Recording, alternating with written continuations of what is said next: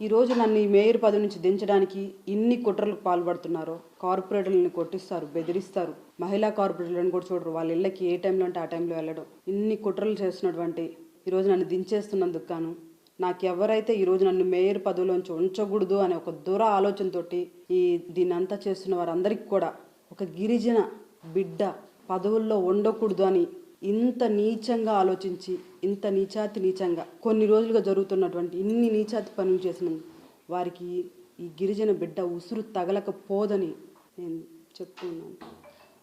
ఈరోజు ఒక గిరిజన బిడ్డ ఎదుర్కొనే శక్తి లేక ఎన్ని కుట్రలు కుతంత్రాలు చేస్తున్నారో నిజంగా ఎంత బాధాకరం అంటే, నాకు కార్పొరేటర్లు మద్దతు ఇస్తున్నారని వాళ్ళని భయపెడుతూ బెదిరిస్తూ కేసులు పెడుతూ కనీసం మహిళా కార్పొరేటర్లను కూడా చూడకుండా వారి ఇళ్ళకెళ్ళి వాళ్ళని బెదిరిస్తూ ఇబ్బంది పెడుతూ బయటికి చెప్పుకోలేని పరిస్థితిలాగా వాళ్ళని అనేక విధాలుగా భయపెడుతూ ఇబ్బంది పెడుతున్నారు. నాకు మేయర్ పదవి ఇచ్చినందుకు కానీ జగన్మోహన్ రెడ్డి గారికి ఎప్పుడూ మేము రుణపడి ఉంటామని, అదేవిధంగా నాకు ఈరోజు ఇంత కష్టం వచ్చిందని గిరిజన దళిత నాయకులు నాకు అండగా నిలిచినందుకు వారందరికీ కూడా నేను రుణపడి ఉన్నానని తెలియచేసుకుంటూ ఈరోజు నా మేయర్ పదవికి రాజీనామా చేస్తున్నాను. నేను మేయర్ పదవికి మాత్రమే రాజీనామా చేస్తున్నాను. ప్రజలకు ఎప్పుడూ చేరువుగా ఉంటాను.